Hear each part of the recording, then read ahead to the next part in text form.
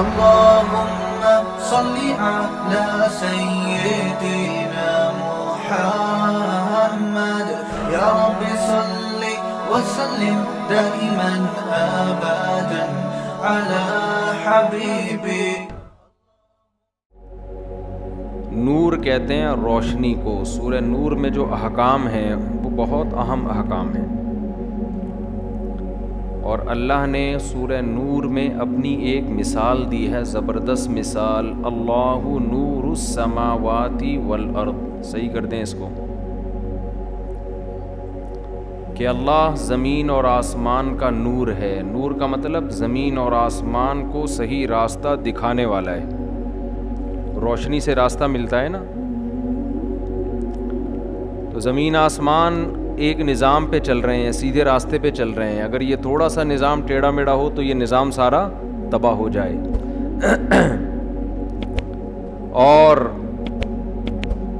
انسانوں کو بھی اللہ تعالیٰ سیدھا راستہ دکھاتے ہیں. اگر اللہ نہ دکھائے، انسان اپنی عقل سے سیدھے راستے کا تعین نہیں کر سکتا.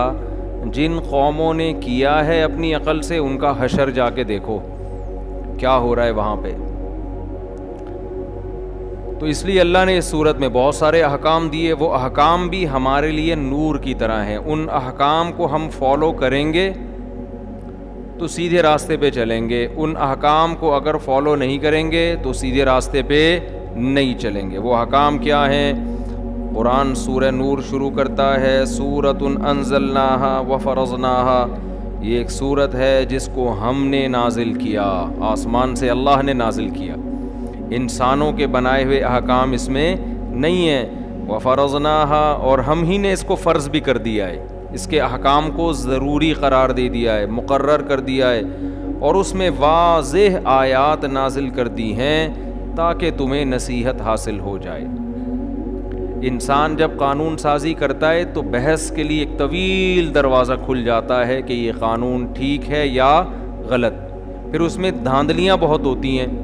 اب دیکھو نا کیا ہو رہا ہے. کبھی تو رات 12 بجے عدالتیں کھل جاتی ہیں، اور کبھی آپ 6 مہینے عدالت کا دروازہ کھٹکھٹاتے رہو، عدالت میں کوئی سنوائی ہوتی نہیں ہے. تو یہ انسانوں کے بنائے ہوئے قوانین کا حال ہے. کبھی آپ کروڑوں اربوں روپے پی جاتے ہیں، آپ بری ہو جاتے ہیں، اور کبھی ایک آدھ گھڑی اور ایک آدھ پین اور ایک آدھ مسواک آپ کے لیے عذاب جان بن جاتی ہے. تو یہ ملک میں ہوتا ہے. یہ صرف پاکستان میں نہیں ہوتا، پوری دنیا میں ہوتا ہے. اور خوب سمجھ لیں، ہمارے ہاں چھوٹے پیمانے پر ہوتا ہے. بڑے ملکوں میں بہت بڑی بڑی دھاندلیاں ہوتی ہیں. وہ چھوٹی موٹی چوریوں سے بے عزتی نہیں پسند کرتے. بعض کنٹریز دنیا میں ایسے ہیں جو دنیا میں امن کے اور تہذیب کے ٹھیکے دار سمجھے جاتے ہیں، لیکن دنیا کے بڑے بڑے دہشت گردوں کو پناہ وہی دیتے ہیں.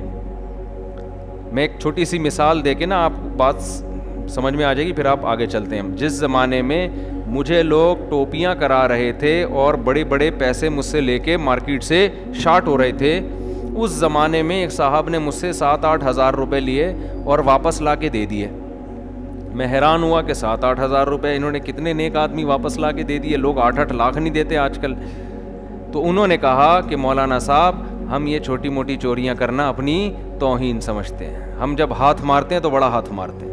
تو اندازہ ہو گیا، انہوں نے گویا اپنے بارے میں بتا دیا کہ چور میں بھی ہوں، لیکن یہ 7-8 ہزار روپے یہ گھٹیا نیچ حرکتیں ہم نہیں کرتے. تو اس طرح خوب سمجھ لیں، بعض کنٹری دنیا میں جو بڑے زبردست سمجھے جاتے ہیں، ہر بات ٹھیک، ان کے ہاں انصاف پہ کوئی کمپرومائز نہیں ہے. وہ یہ چھوٹے موٹے مسجد سے چپل چرانے کے کیسز اور اس طرح کی چیزوں میں ایک نمبر ہوتے ہیں. لیکن جب ان کی جو بین الاقوامی پالیسیاں، جو خارجہ پالیسیاں ہوتی ہیں، وہ خارجہ پالیسیاں ٹوٹلی بنتی ہی زیادہ تر غریب ملکوں کا خون چوسنے کے لیے. سمجھتے ہو کہ نہیں سمجھتے ہو؟ تو انسان کو انصاف اللہ کے علاوہ کوئی بھی نہیں دلا سکتا. اللہ جب آپ مان لیتے ہیں نا میرے اوپر ہے اور مجھے اس کے سامنے حساب دینا ہے، پھر آپ نہ چھوٹی چوری کرو گے اور نہ بڑی چوری.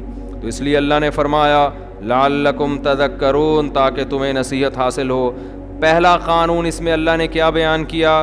الزانیۃ والزانی فاجلدوا کل واحد منہما 100 جلدہ. زنا کوئی عورت کرے یا مرد کرے دونوں کو 100 کوڑے مارو. صرف یہی نہیں کہ زنا اللیگل ہے، حرام ہے. غیر مسلم کنٹریز میں آپس کی رضامندی سے زنا کیا ہے؟ جائز ہے. اسلام نے حکم کیا دیا؟ آپس کی رضامندی سے بھی اگر کیا ہے تو عورت کو بھی صرف یہ نہیں کہ حرام کام کیا، سزا بھی ملے گی. اور سزا اللہ نے بتا دی، 100 کوڑے عورت کو اور 100 کوڑے مرد کو مارے جائیں گے. وَلَا تَأْخُذْكُمْ بِهِمَا رَأْفَةٌ فِي دِينِ اللَّهِ. اور یہ سزا جاری کرنے کے معاملے میں تمہارے دل میں نرمی پیدا نہیں ہونی چاہیے. بعض صوفی ٹائپ کے لوگ ہوتے ہیں، رحم دل ہوتے ہیں. اسلام تو بڑا وسیع مذہب ہے، دل کسی پہ طرز کھانا. اللہ غفور الرحیم ہے. اللہ فرماتے ہیں وہ جو میں ہوں وہ مجھے پتہ ہے، میں جو ہوں وہ مجھے پتہ ہے. جب دلیل سے جرم ثابت ہو جائے گا تو 100 کوڑے زانیہ کو مارے جائیں گے اور 100 کوڑے زنا کرنے والے مرد کو مارے جائیں گے.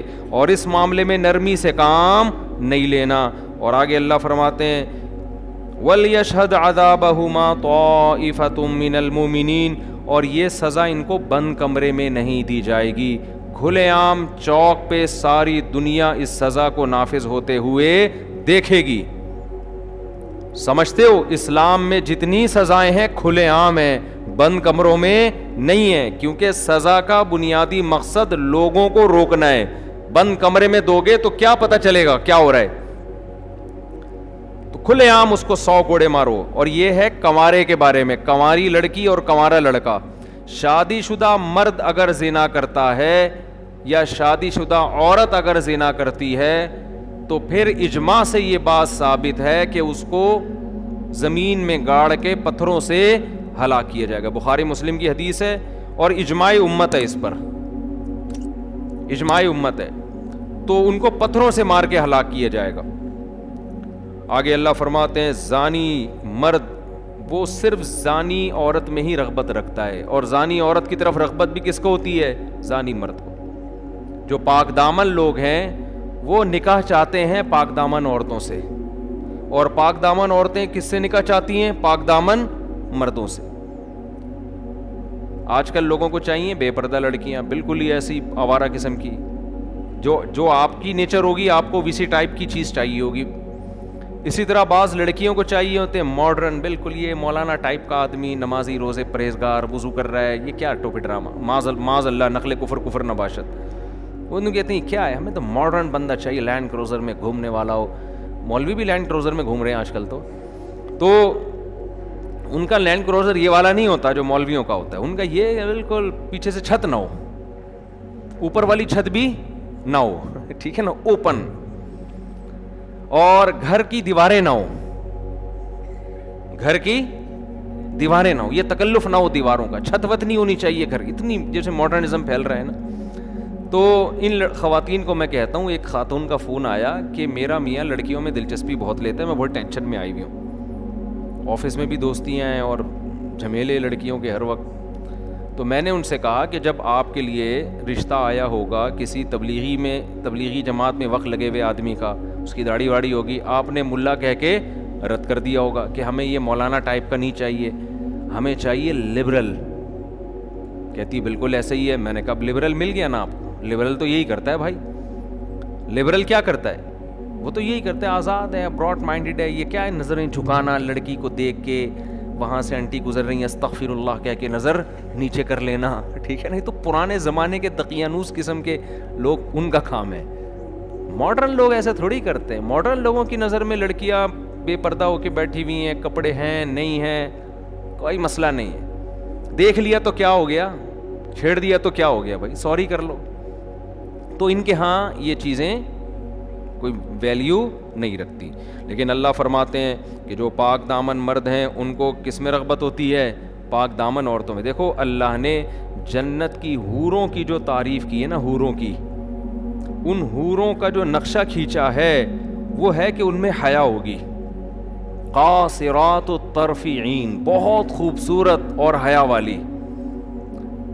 اس سے پتہ چلتا ہے کہ جنت میں جو جانے والے لوگ ہیں نا، اللہ کو پتہ ہے وہ حیا کو پسند کرتے ہوں گے، اس لیے ان کے لیے حیا والی عورتوں کا اللہ نے انتظام کیا. تو یہ اللہ کا نظام ہے بنایا ہوا. خیر ہم آگے چلتے ہیں، یہ رہ نہ جائے. والذین یرمون المحصنات. اب چونکہ زانی کی سزا بہت سخت ہے، اس بات کا بھی خطرہ تھا کہ لوگ خامخواہ میں پاک دامن مردوں پہ، پاک دامن عورتوں پہ تہمتیں لگانا نہ شروع کر دیں اپنی ٹھڑک پوری کرنے کے لیے. بعض دفعہ آپ کو کوئی ذاتی دشمنی ہوتی ہے، توہین رسالت کا کیس بنا کے اس کو کیا کر دیا اندر. ہمارے کنٹری میں بے گناہ درجنوں لوگ جیل کی دیواروں کے اندر ہیں جو توہین رسالت کے مرتکب تھے نہیں، لیکن ان پر کیس بنا کے ان کو اندر ڈال دیا گیا اپنی ٹھڑک پوری کرنے کے لیے. یہ ہوتا ہے. مذہبی بعض مذہبی لوگ، سب کی بات نہیں کر رہا، وہ مذہب کا غلط استعمال کرتے ہیں اور شو یہ کرتے ہیں ہم عاشق رسول ہیں. تو یہاں بھی یہ ممکن تھا کہ کوئی جب پتہ چل گیا بھائی زنا اتنا بڑا جرم، اتنی بڑی بدنامی، تو کوئی بھی کسی پہ الزام لگا دے کہ اس نے زنا کیا ہے. اس کا اللہ نے سد باب کیا. والذین یرمون المحصنات. جو لوگ پاک دامن عورتوں پہ تہمت لگاتے ہیں، ثم لم یاتوا باربعۃ شہداء، اور 4 گواہ نہ لے کر آئیں. عام گواہی کے لیے 2 گواہ کافی ہیں، زنا ثابت کرنے کے لیے کتنے گواہ؟ 4 گواہ. اس لیے کہ جب سزا بڑی ہے تو اس کے ثبوت کے لیے جو پروسیس ہے وہ بھی اتنا ہی مشکل رکھ دیا شریعت. جرم بڑا ہے تو بھائی اس کے لیے ثبوت کے لیے معیار بھی اتنا اونچا ہے. تو اسی طرح یاد رکھو، توہین رسالت کی سزا پاکستان میں کیا ہے؟ قتل ہے نا. تو جرم بڑا ہے، سزا بھی کیا ہے؟ بڑی ہے. تو اس کے لیے بھی قانون یہ ہونا چاہیے کہ ثبوت بھی اور شک و شبہے سے بالکل بالا تر. 2 ٹوک اور واضح لفظوں میں توہین ہونی چاہیے جس کا کوئی دوسرا مطلب نہ بنتا ہو. اس میں زبان کا لڑکھڑا جانا اور کہہ کچھ رہا تھا نکل کچھ اور گیا، اگلے کو موقع دینا چاہیے کہ آپ کیا کہنا چاہتے ہیں. اور اگر ہم سپریم کورٹ قانون میں یہ اناؤنس کر دے، یہ فیصلے کے وقت سنا دے کہ اتنے سارے شبہات پیدا ہو گئے ہیں جن شبہات کی وجہ سے جرم ثابت نہیں ہو رہی، تو آپ سپریم کورٹ کی کو چیلنج نہیں کر سکتے. ہمارے ہاں ہو یہ رہا ہے کہ کسی پر توہین کا جو ہے نا الزام لگا. اب ہوتا کیا ہے، میں ہوائی فائرنگ نہیں کر رہا، یہ ہوائی باتیں نہیں کر رہا. ہمارے ہاں اس قانون کا کیسا غلط استعمال ہو رہا ہے. اصل میں خود نہیں اندر گئے نا. کسی دن تم پہ الزام لگے کسی تمہاری غلطی جو تم جان کر نہیں کر رہے ہو اور خود اندر ہوگے تو پھر تمہیں احساس ہوگا کہ یہ ہو کیا رہا ہے مارکیٹ میں. ہمارے ہاں پتہ ہی کیا ہوتا ہے، کسی نے کوئی پوسٹر پھاڑ دیا، اس بیچارے کو نہیں پتا تھا کہ اس پہ نبی صلی اللہ علیہ وسلم کا نام لکھا ہوا ہے. اس کی دیوار خراب کر دیا، آپ نے پوسٹر لگا دیا، وہ پوسٹر پھاڑ دیا اس نے، وہ نیچے کہیں نالی میں گر گیا. آپ کو ویسے ہی انتقام لینے کا شوق تھا، کوئی مسئلہ چل رہا تھا آپ کا اس کے ساتھ، یا آپ نے اس کو، وہ غیر مسلم ہے، آپ نے اس کو ورغلایا، اس کو ٹارچر کیا، اس کے مذہب کو برا بلا کہا، اس کے بڑوں کو آپ نے برا بلا کہہ کے اتنا ٹارچر کیا کہ اس کی زبان سے بھی کوئی لفظ آپ کے خلاف یا اسلام کے خلاف نکل گیا. آپ نے فوراً بندوں کو جمع کیا، دیکھو یہ نبی کو ایسے کہہ رہا ہے، دیکھو اس نے قرآن کی توہین کی ہے، دیکھو اس نے یہ کیا ہے. لوگ یہ نہیں دیکھتے کہ اس نے کہا بھی ہے کہ نہیں، ہو سکتا ہے نہیں کیا اس نے. ایک لوگوں کا جم غفیر اکٹھا ہو جائے گا اور جائیں گے تھانے رپورٹ کرانے کے لیے. اتنے لوگ اس میں، آج ہر آدمی سمجھتا ہے آج مجھے عشق رسول کو ثابت کرنے کا اللہ نے موقع دیا ہے. چرسی بھی آپ کا ساتھ دیں گے، ہیروئن جی بھی آپ کے ساتھ ہوں گے، محلے کے بڑے بڑے غنڈے جن 20 بندوں کو قتل کر چکے تھے، آج تک کبھی انہوں نے کوئی سنت پوری نہیں کی ہوگی، لیکن ان کو بھی موقع ملے گا کہ آج ہمیں موقع ملا ہے ہم توہین رسالت کے مرتکب کو کیفر کردار تک پہنچائیں. وہ اس کی تحقیق نہیں کرتے کہ حقیقت میں ایسا ہوا بھی ہے کہ نہیں ہوا. پھر آپ پہنچ جائیں گے تھانے. ایس ایچ او صاحب کو پتا ہے اگر میں نے FIR نہیں کاٹی پورا ہجوم میری بوٹیاں کووں کو کھلائے گا. سمجھ رہے ہو؟ نہیں آ رہی بات میرا خیال ہے. یہ قوم کا جذباتی پن ہے جو میں بتا رہا ہوں. نہیں سمجھ میں آ رہا نا تو کبھی آپ کے اوپر پڑے گی تو پتا چلے گا. پھر جناب FIR بھی کٹے گی، تمہارا باپ بھی کاٹے گا FIR. تو پھر جب عدالت میں مقدمہ چلے گا, جج کو پتا ہے اگر میں نے جیل نہیں کیا تو قوم مجھے, میری بوٹیاں کس کو کھلائے گی؟ کووں کو کھلائے گی. سمجھتے ہو؟ اور ادھر سے جو وکیل ہوگا نا, جو اس کی طرف سے وکیل ہے جس پر فرد جرم لگی ہے, اس کو پتا ہے کہ اگر میں نے اس کا زیادہ دفاع کیا تو میری بوٹیاں کس کو کھلائی جائیں گی؟ کووں کو. بتاؤ ایسے موقع پہ انصاف ملے گا کسی کو؟ نہیں. یہی بات سمجھ میں. پھر جب وہ کیس اس کے اوپر چلے گا, ہر جج پہنائے گا کہ یار یہ آگے کسی کو, پھر کیس چلتا ہے لمبا. پھر لوگ کہتے ہیں ہم تو پہلے ہی کہتے تھے حکومت قادیانیوں سے ملی ہوئی ہے, سیدھا سیدھا لٹکا کیوں نہیں رہی اس کو مجرم کو؟ ہم تو پہلے ہی کہتے تھے یہ حکومت یہودیوں کی ایجنٹ ہے. پھر اگر اوپر جا کے کسی جج نے اس کو, اتنے میں کیا ہوتا ہے کہ نیچے جو اس کے جس پہ فرد جرم عائد ہوئی ہے نا, اس کے رابطے ہو جاتے ہیں فرانس سے, امریکہ سے, لندن سے, کہ بھائی دیکھو میں اپنے ملک میں محفوظ نہیں ہوں. ان کا قانون ہے کہ اگر آپ اپنے ملک میں واقعی محفوظ نہیں ہیں, آپ ثابت کر دیں, آپ اسائلم داخل کریں, وہ آپ کو نیشنلٹی دے دیں گے. میں ہانگ کانگ ہو کر آیا ہوں, سینکڑوں نہیں ہزاروں پاکستانی ہیں جنہوں نے یہ کہا کہ ہم پہ حملہ ہوا, جھوٹے حملے کروا کے کیس داخل کر کے ہانگ کانگ کی نیشنلٹی لے لی. پڑے ہوئے وہاں پڑے ہزاروں ہیں. نیشنلٹی نہیں بھی ملتی تو وہ اسٹے کی اجازت دے دیتے ہیں آپ. تو اس بیس پر بھی پھر لوگ کہتے ہیں ہم تو پہلے ہی کہہ رہے تھے کہ غیر ملکی طاقتیں اس کے ساتھ ملی ہوئی ہیں, اور حکومت بھی غیر ملکی طاقتوں کے ساتھ ملی ہوئی ہے. یہ تو ہیں ہی سارے وہاں کے ایجنٹ.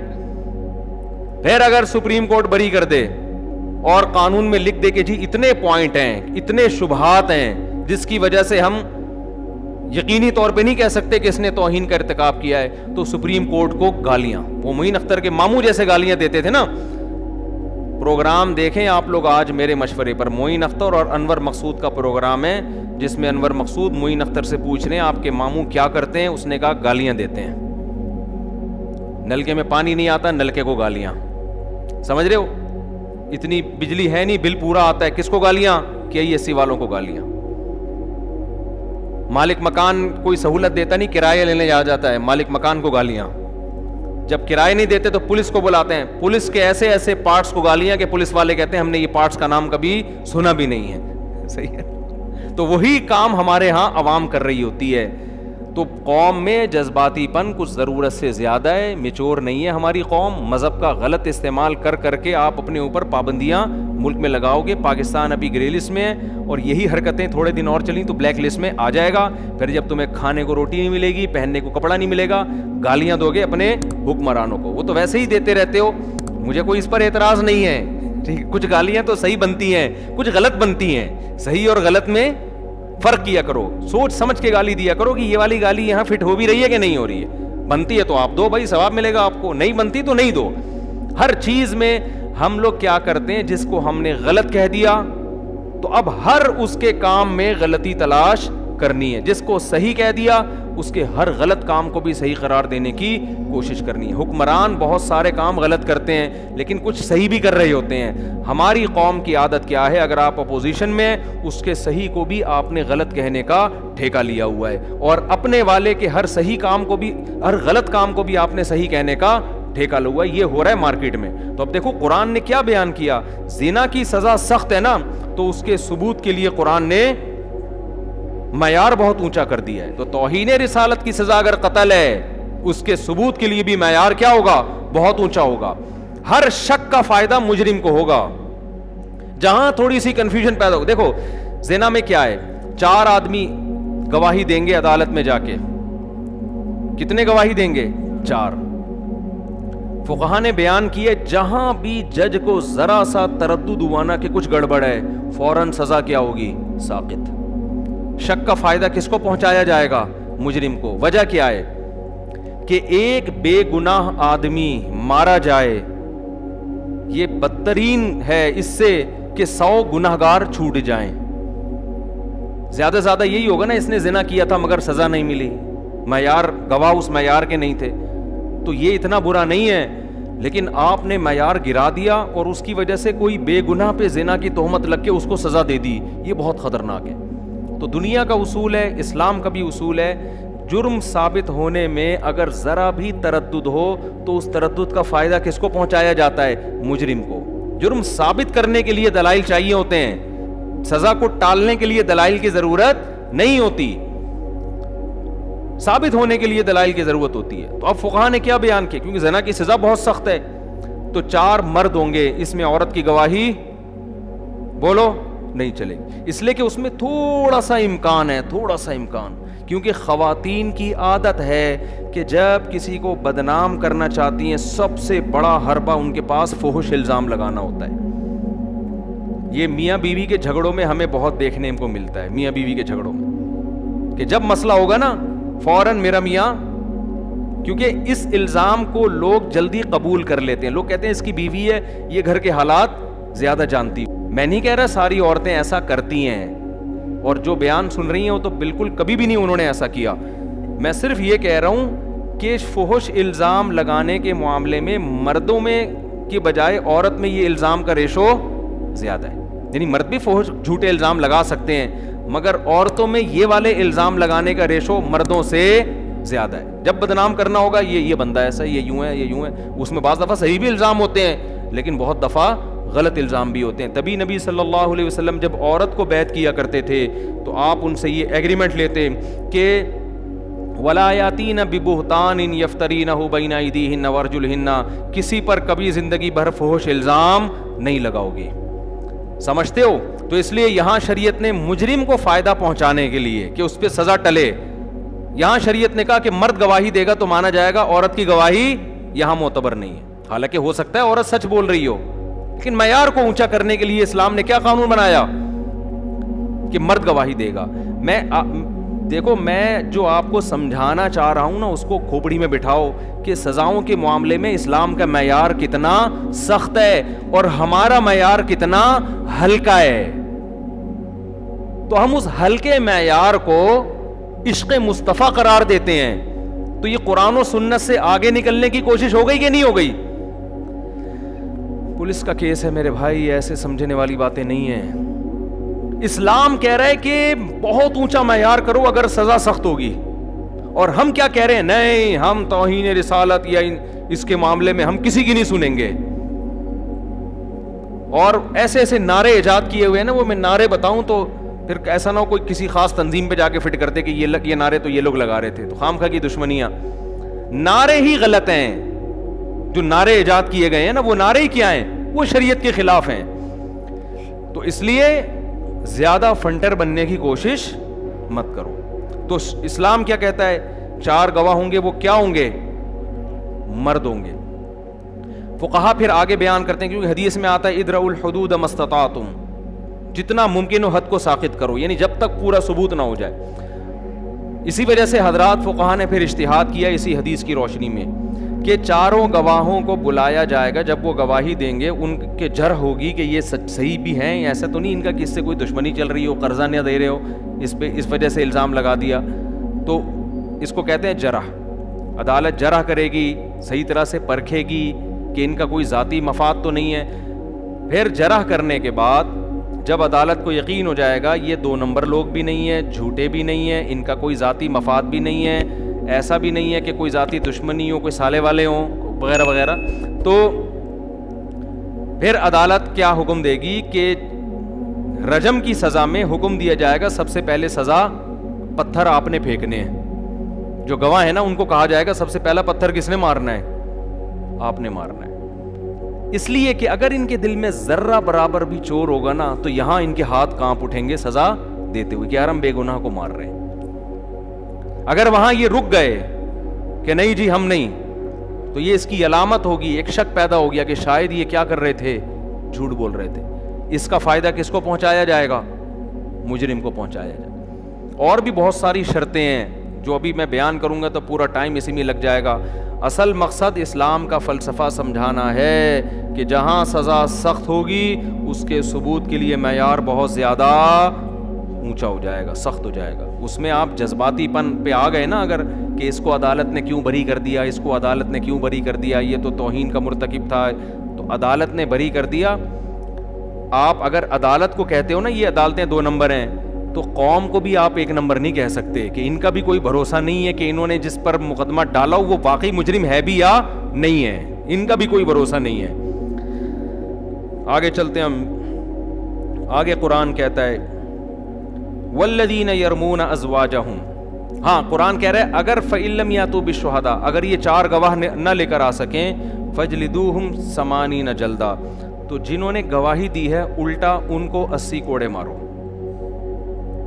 2 آدمی چلے گئے عدالت میں گواہی دینے, 3 آدمی چلے گئے کہ اس نے زنا کیا ہے, چوتھا نہیں لا سکے وہ, تو قرآن کیا کہتا ہے الٹا ان کو کیا کرو, 80 کوڑے مارو. کہ جب تمہارے پاس گواہی کا نصاب ہی نہیں تھا تو تمہیں خام میں کسی پہ الزام لگانے کی بولو ضرورت کیا تھی. مثال کے طور پر آپ نے کہہ دیا معذرت کے ساتھ بھی, آپ ہیں نہیں, آپ نے کہہ دیا یہ چور ہے.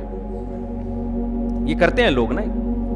اب لوگ آپ سے پوچھنا آپ کے پاس کیا ثبوت ہے, کہہ رہے ہیں ثبوت تو نہیں ہے میرے پاس لیکن مجھے پتا ہے یہ چور ہے. بھائی جب تمہارے پاس ثبوت نہیں ہے تمہیں پھینکنے کی ضرورت کیا ہے بیٹھے بیٹھے ایک بات. خام ایک شرری چھوڑ دی نا معاشرے میں فساد. اب آپ قسمیں اٹھا رہے ہو, اللہ کی قسم میں یقین سے کہہ رہا ہوں یہ چور ہے. ہم کہیں گے بھائی جتنا اس کے چور ہونے کا امکان ہے اتنا ہی آپ کے جھوٹا ہونے کا بھی امکان ہے. آپ کو اگر یقین بھی ہے آپ جانو آپ کا اللہ سے معاملہ ہے. پبلک میں وہی بات کی جائے گی جس کا آپ کے پاس ثبوت ہوگا, کیونکہ یہ معاشرے میں فسادی ہونے کی علامت ہے کہ آپ نے ایک شرری چھوڑ دی ایک معاشرے میں, اس کو ثابت کرنے کے لیے آپ کے پاس دلیل نہیں ہے. اگرچہ آپ برحق ہیں, اگرچہ آپ صحیح ہیں, لیکن اسلام آپ کو صحیح ہونے کے باوجود بھی فسادی کہتا ہے اور جھوٹا کہتا ہے کہ جب تمہارے پاس دلیل نہیں ہے, گواہ نہیں ہے, تم بات کر کیوں رہے ہو. اب دیکھو 4 آدمی گواہ دیں گے تو اس کا فائدہ یہ ہوگا کہ اس کو سزا ملے گی, 4 سے کم میں اس کو سزا نہیں ملے گی. جب سزا نہیں اس کو مل رہی تو اس کا سوائے ایک آدمی کے گناہ کو لوگوں کے سامنے ایکسپوز کرنے کا اور تمہاری کوئی نیت نہیں ہے. تو شریعت میں حکم یہ ہے گناہ پہ پردہ ڈالا جائے, نہ کہ گناہ سے پردہ اٹھایا جائے. نہیں آ رہی بات میرا خیال ہے. آج کوئی کہیں کوئی بے حیائی کا کام کر رہا ہوتا ہے, کوئی خفیہ ویڈیو لیک ہوتی ہے, کیسے مزے سے لوگ ایک دوسرے کے ساتھ شیئر کرتے ہیں, نہیں کرتے, کرتے کہ نہیں کرتے. تو آپ کا کیا خیال ہے یہ جائز کام ہے شریعت میں؟ مجھے ایک بات بتاؤ نا, اسلام گناہ کو ہائی لائٹ کرنے کا, نمایاں کرنے کا, اس کے گناہ کو ایکسپوز کرنے کا حکم دیتا ہے یا گناہ پہ پردہ ڈالنے کا حکم دیتا ہے؟ تو جب پردہ ڈالنے کا حکم دے رہا ہے تو کسی کی خفیہ ویڈیو لیک کر کے یوٹیوب فیس بک کی زینت بنانا یہ اچھا کام ہے یا برا کام ہے؟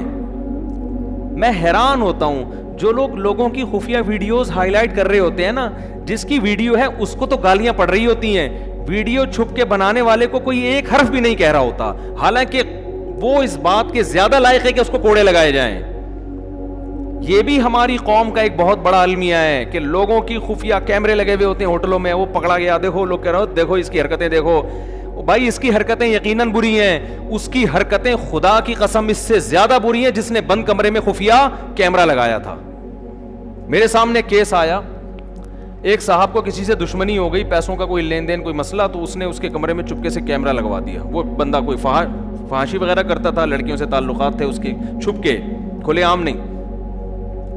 اب اس نے اس کے کہیں نا کیمرے میں کمرے میں خفیہ کیمرہ لگوا دیا تاکہ اس کو پکڑ لے کہ دیکھو اس کی لڑکیوں سے کیا ہے ناجائز. وہ کہیں چلی گئی ہوگی کوئی لڑکی وڑکی کوئی فاحشہ, اور پکڑ لیا اس کو, ٹریس کر دیا. اب اس کو بلیک میل کر رہا ہے کہ یہ تیری ویڈیو میں اپلوڈ کر دوں گا. جو مجرم تھا وہ میرے پاس آیا, مجھے کہنے لگا یار میں ٹھیک ہے گنہگار آدمی ہوں, لیکن اس بندے نے, اور وہ بندہ بھی مذہبی تھا جس نے یہ کام کیا ہے, اتنی بڑی داڑھی اس کی, اس بندے نے میرے ساتھ یہ کیا ہے.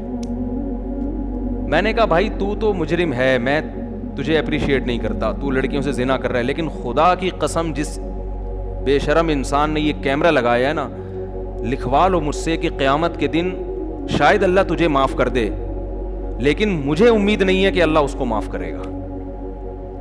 اس لیے کہ آپ کو کس نے یہ اتھارٹی دی ہے کہ آپ کسی کی پرائیویسی میں ایسا گھسو؟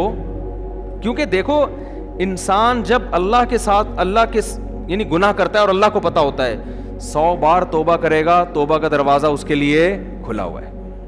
ثم اجتباہ ربہ فتاب علیہ وہدا. قرآن کہتے ہیں آدم سے خطا ہوئی, توبہ کی, بالکل اللہ نے ویسا ہی مقرب بنا لیا جیسے خطا سے پہلے تھے. لیکن جب آپ کا گناہ لوگوں کے سامنے آ گیا, آپ 100 بار اللہ سے, ایک بار اللہ سے توبہ کرو معاف کر دے گا, اب 100 بار بھی توبہ کرو اللہ معاف کرے گا, پبلک کبھی بھی معاف نہیں کرے گی. اور ایسا ذلیل انسان اپنی اولاد کی نظر میں, بیوی کی نظر میں, رشتہ داروں کی, سب کیا اس کی کوئی عزت رہ جائے گی گھر کے اندر؟ کتنی بڑی سزا دے دی آپ نے اس کو. یہ کام ہمارے ہاں مذہب کے نام پہ بھی ہو رہا ہوتا. ہم کہتے ہیں ہم بندے کو نا بتانا چاہتے تھے 2 نمبر ہے 1 نمبر نہیں, اس لیے ہم نے ایکسپوز کر دیا اس کو. تو خوب سمجھ لو, جو چھپ کے تنہائی میں گناہ کر رہا ہے, شریعت میں اس کے گناہ پہ پردہ ڈالنے کا حکم ہے, اس کے گناہ کی اس ستاری کی چادر کھینچنے کی اجازت آپ کو بولو نہیں ہے. بعض خواتین یہ کام کر رہی ہوتی ہیں گورنمنٹ کے اداروں میں, کسی سے دشمنی ہوتی ہے نا, پہلے اس کو سیٹنگ کر کے پھنسائیں گے, سیٹنگ کر کے پھنسا کے خفیہ کیمرے لگا دیے, پھر قابل اعتراض حرکتوں کو کیا کر دیا, لیک کے یہ دیکھو یہ بندہ کیا ہے, یہ بندہ 2 نمبر ہے. تو لوگ, وہ بندہ ہے 2 نمبر, میں اس کو نہیں کہہ رہا, لیکن میرے بھائی جتنے جوتے اس بندے کو پڑنے چاہیے نا, اس سے ڈبل جوتے اس عورت کو پڑنے چاہیے, اس سے ڈبل جوتے کس کو پڑنے چاہیے, اس عورت کو. تو یہ فلسفہ ہے جو ہمیں اس سے پتہ چلتا ہے. قرآن کہتا ہے اگر 4 گواہ نہیں لے کر آئے فجلدوہم 80 جلدہ, تو ان کو کتنے کوڑے مارو, 80 کوڑے. ایک سزا تو 80 کوڑے کی, اور دوسری سزا کیا ہے, وَلَا تَقْبَلُوا لَهُمْ شَهَادَةً أَبَدًا, اور آج کے بعد ان کی گواہی کسی بھی معاملے میں کبھی بھی قبول نہیں ہوگی, ہمیشہ کے لیے کالعدم, کبھی بھی ان کی گواہی قبول نہیں ہوگی. ہمارے ہاں تو ایسا ہوتا ہے کہ سپریم کورٹ کی طرف سے کسی کو چور قرار دینے کا ٹھپا لگا دیا جاتا ہے, نہ صرف یہ کہ اس کی گواہی قبول ہوتی ہے, اس کو ملک کا صدر اور پراپر طریقے سے وزیر اعظم بنا دیا. گواہی تو بہت چھوٹی چیز ہے ہمارے ملک میں, پراپر طریقے سے بنا دیا جاتا ہے. الحمدللہ اب دوبارہ بننے کے چانسز اللہ نے چاہا تو ہو گئے ہیں, اور انشاءاللہ اس سے پیٹرول بھی سستا ہو جائے گا, اور حج 7 لاکھ سے دوبارہ کس پہ آ جائے گا, 2.5 لاکھ. اور اگر یاد رکھو سستائی ہو گئی نا تو اور بیڑا غرق ہونے والا ہے, اس کی علامت ہے, کیونکہ یہ نیچرل سستائی نہیں ہے. ہاں یہ سمجھ لو, اگر سستائی ہو گئی تو یہ اور خطرناک ہے, کیونکہ وجہ یہ ہوگی کہ اس طرح سے سستائی ہوگی کہ پھر دبا کے پیسہ لے کے کھلا دیں گے, اور ہماری نسلوں کو عذاب میں ڈال دیں گے, پھر بالکل گروی ہو جائیں گے. میں کہتا ہوں امریکہ سیدھا, پاکستان سیدھا امریکہ کے حوالے کر دو, کالونی بنا دو. غلامی سے بہتر ہے کہ ان کی گورنمنٹ کو مان لو نا. آپ نہیں آ رہی سمجھ میں, رہنے تو پھر وہ سارا ٹاپک ہی ہمارا کہیں اور چلا جاتا ہے. وَيَدْرَأُ عَنْهَا, پھر اللہ نے فرمایا, اس میں اور حکام ہیں, وہ بہت لمبے ہو جائیں گے, جلدی جلدی جو موٹے موٹے حکام ہیں میں بیان کر کے وہ آگے چلتے ہیں ہم. اچھا, قرآن میں اس میں حضرت عائشہ رضی اللہ تعالی عنہا پر تہمت لگی تھی. سورہ نساء میں یہ آیتیں پہلے نازل ہو چکی تھیں, ابھی بھی نازل ہوئی نا, اس سے پہلے نازل ہو چکی تھیں کہ جب بھی کہیں کوئی کسی پر زنا ثابت ہوگا تو اس کے لیے 4 گواہوں کا انتظام کرو. امی عائشہ رضی اللہ تعالی عنہ پر منافقوں نے تہمت لگائی, کسی کو کا مشاہدہ نہیں تھا, کسی نے اپنی آنکھوں سے نہیں دیکھا, ایک فتنہ معاشرے میں پھیلا دیا, اور بعض معصوم صحابہ بھی اس کے اندر مبتلا ہو گئے. تو قرآن میں پھر نبی حضرت عائشہ رضی اللہ تعالی عنہ کی برات کا اعلان کیا. اس کو واقعہ اف کہتے ہیں. اف کہتے ہیں جھوٹ کو, یعنی ایک جھوٹ کا واقعہ جو امی عائشہ رضی اللہ تعالی عنہ پر تہمت لگائی گئی. قرآن نے 2 عورتوں کی پاک دامنی بیان کی, ایک حضرت مریم کی اور ایک حضرت عائشہ رضی اللہ تعالی عنہ کی. حضرت عائشہ فرماتی ہے مجھے یقین تھا کہ اللہ میری پاک دامنی بیان کرے گا, لیکن میں یہ سوچ بھی نہیں سکتی تھی کہ قرآن کی آیتوں کا حصہ بنا دے گا اللہ تعالیٰ اس کو. اسی وجہ سے علماء کا اجماع ہے کہ اگر حضرت عائشہ کو کوئی بدبخت معاذ اللہ نقل کفر فاحشہ کہتا ہے تو وہ اسلام سے خارج ہے, کیونکہ قرآن کی کہ پورے 2 رکوع ہیں جن کا وہ انکار کر رہا ہے. اور بعض بدبخت آج ایسے ہیں جو اپنے آپ کو مسلمان بھی کہتے ہیں اور حضرت عائشہ پر تہمت بھی لگاتے ہیں. تو اور قرآن نے یہ کہا الخبیثات للخبیثین والخبیثون للخبیثات, ناپاک مرد ناپاک عورتوں کے لیے اور ناپاک عورتیں ناپاک مردوں کے لیے. اس میں قرآن نے اشارہ دے دیا کہ حضرت عائشہ سے جو نکاح ہوا ہے یہ اللہ کی سلیکشن سے ہوا ہے. حدیث میں آتا بھی ہے, آپ صلی اللہ علیہ وسلم نے شادی کے بعد حضرت عائشہ کو بتایا کہ جبریل تمہاری تصویر لے کر خواب میں آئے میرے پاس اور مجھے بتایا کہ تمہارا نکاح ان سے ہوگا, ان سے تمہارا نکاح ہوگا. تو یہ پیشکش حضرت ابو بکر کی طرف سے تھی، خوب سمجھ لیں. نبی نے اس خواب کے بعد خود نکاح کا پیغام نہیں دیا کہ اے حضرت ابو بکر سے کہو کہ دیکھو مجھے خواب میں یہ دکھائی تمہاری بیٹی دکھائی گئی ہے کہ ان سے میرا نکاح ہوگا. نہیں، یہ خواب آپ نے محفوظ رکھا. حضرت ابو بکر نے جب نکاح کیا تو اس کے بعد نبی نے امی عائشہ کو بتایا ہے کہ مجھے خواب میں یہ خوشخبری سنائی جا چکی تھی. تو اس میں اللہ نے بتا دیا کہ اللہ کی طرف سے پیغمبر کے لیے سلیکشن کسی معاذ اللہ نقل کفر فاحشہ عورت کی نہیں ہو سکتی. اس پہ بعض لوگ اعتراض کرتے ہیں کہ حضرت نوح علیہ السلام کی بیوی بھی تو کافر تھی، لوط علیہ السلام کی بیوی بھی تو کافر تھی، دونوں پر عذاب آیا، تو اس کا مطلب پیغمبر کی زوجہ بھی معاذ اللہ کوئی کافر عورت بھی ہو سکتی ہے. تو خوب سمجھ لو، کافر ہونا الگ بات ہے، فاحشہ ہونا الگ بات. بیوی کا کافر ہونا اتنا بڑا عیب نہیں ہے، یہ بے عزتی کا ذریعہ نہیں ہے. آپ کی بیوی 2 نمبر ہو، یہ آپ کے لیے بے عزتی کا مقام ہے. اس عیب سے اللہ پیغمبروں کو محفوظ رکھتے ہیں کیونکہ یہ نسب میں خلل ہو جائے گا نا. ارے بھائی آپ کی وائف غیر مسلم ہے، غیر مسلم عیسائی یہودی ہوتی ہیں، شریعت نے مسلمان مرد کو اجازت دی نا شادی کرنے کی. بھائی اسلام میں جائز ہے کہ آپ کی بیوی یہودی بھی ہو سکتی ہے، یہ نہیں کہ مسلمان ہے تو یہودی ہو جائے. پہلے سے کوئی یہودی ہے تو آپ اس سے شادی کر سکتے ہیں، حالانکہ وہ کیا ہے؟ کافر ہے. عیسائی ہے، آپ اس سے شادی کر سکتے ہیں، حالانکہ وہ کیا ہے؟ کافر ہے. کوئی حرج نہیں ہے اس میں، یہ عیب نہیں ہے. بہت سے صحابہ نے، بہت سے تو نہیں، بعض صحابہ نے کیے عیسائی عورتوں سے بھی، یہودی عورتوں سے بھی. حضرت حذیفہ نے جب ایک یہودی عورت سے نکاح کیا تو حضرت عمر نے حکم دیا اس کو طلاق دو. انہوں نے کہا حرام ہے تو طلاق دوں، حرام نہیں ہے تو کیوں دوں طلاق بھائی میں. انہوں نے کہا مجھے حرام ہونے کا نہیں، مجھے ڈر ہے فاحشہ نہ ہو. تو انہوں نے بھی اس بیس پہ ناپسند کیا کہ کہیں فاحشہ نہ ہو. جائز نکاح فاحشہ عورت سے بھی ہو جاتا ہے، لیکن یہ عیب کس کے لیے؟ مرد کے لیے. اور اللہ پیغمبروں کو عیب سے محفوظ رکھتے ہیں، ان پر کوئی انگلی نہیں اٹھا سکتے. یہ توہین ہے نا، اس لیے کہ آپ کی وائف ہے اور ادھر بھی تعلق ادھر بھی تعلق، بچوں کا کیا پتہ چلے گا، پتہ نہیں کس کے بچے پیدا ہو رہے ہیں. نسب میں خلل ہو جاتا ہے. نبی صلی اللہ علیہ وسلم نے فرمایا ولدت من نکاح لا من صفا. کیا مطلب؟ آدم سے لے کے آج تک میرے نکاح میں کوئی شک اور شبہ نہیں ہے. یعنی پیغمبروں کا نسب اللہ محفوظ رکھتے ہیں. ایسا کہیں نہیں ہوتا کہ پیغمبر کے باپ دادوں میں معاذ اللہ کوئی ولد الزنا ہو، کیونکہ آگے پھر نسب کیا ہو گیا؟ خراب. تو نوح علیہ السلام کی بیوی اگر کافر تھی، فاحشہ نہیں تھی، کیونکہ آگے اگر فاحشہ ہوتی تو نوح علیہ السلام کے جو بیٹے تھے حام، سام اور یافس، ان کے نسب میں شک ہوتا کہ نہیں ہوتا کہ پتہ نہیں ان کے ہیں بھی کہ نہیں ہیں. پھر آگے ان کی نسل میں شک، پھر تو ہم سارے کیا ہو جاتے؟ ارے ہم سارے مشکوک ہو جاتے نا. ہم سب کے نسب میں، کیونکہ سب نوح علیہ السلام کی اولاد ہیں، اور پیغمبروں کے نسب میں تو بالکل بے غبار نسب ہوتا ہے پیغمبروں کا. تو لوط علیہ السلام کی بیوی بھی کافر تھی مگر معاذ اللہ زانیہ اور بدکار نہیں تھی.